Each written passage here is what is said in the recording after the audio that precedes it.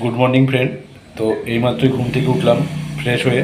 এখন ঘড়ি কাটায় বাজে 8টা। তো চলো নিচে যাই। মা আজকে সকালবেলায় কী টিফিন বানিয়েছে, আমাদের আজকে টিফিন হয়েছে, সব কিছু তোমাদের দেখাবো। তো চলো নিচে যাই। না তুলো তখন না, অল্প দাও, ব্যাস। চিমড়ি এগিয়ে যায়। হ্যাঁ, এ চিমড়ি হচ্ছে কেন বুঝতে পারছি না তো। যে মুড়ি নিয়ে নিলাম সকালবেলায়, মুড়ি যে আলু পটল দিয়ে একটা তরকারি করেছে মা, তো এই দিয়ে আজকে খাবো। তো চলো খাওয়া স্টার্ট করা যাক। এই দেখো আলু আর পটল দিয়ে যে তরকারিটা বানিয়েছে সেটা নিয়ে নিলাম, মুড়ির সাথে মেখে।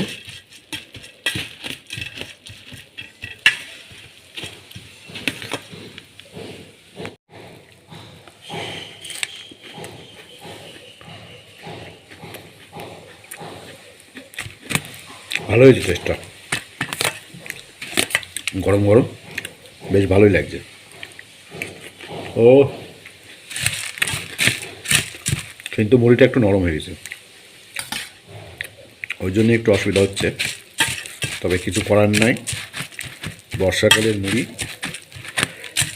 একবার দোকানে থাকছে, তারপরে দোকানে প্যাকেটে থাকছে, তারপরে বাড়িতে এসে কৌটো ঢুকছে, দিয়ে এইরকম হয়ে যাচ্ছে।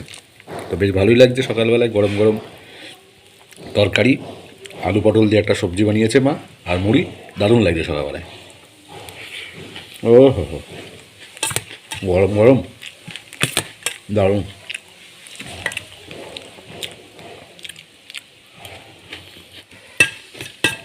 এরকম মেখে ভালোই লাগছে। তো তোমরা সকালবেলায় কে কী দিয়ে খাচ্ছ অবশ্যই কমেন্ট করে জানাবে। তো আমি তো মুড়ি আর তরকারি দিয়ে খাচ্ছি, তোমরাও খেয়ে দেখবে, ভালো লাগে। সকালবেলায় গরম গরম তরকারি আর মুড়ি বেশ ভালোই লাগে। এই হালকা পাতলা খাবারটা খাওয়াই ভালো, বিশেষ করে যাদের ব্লাড সুগার আছে, প্রেশার আছে, তারা এরকম হালকা পাতলা খাবে, ভালো থাকবে। ও হো হো হো,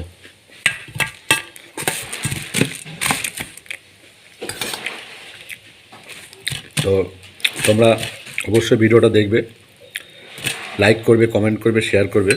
অবশ্যই ভালো থাকবে, সুস্থ থাকবে। টাটা।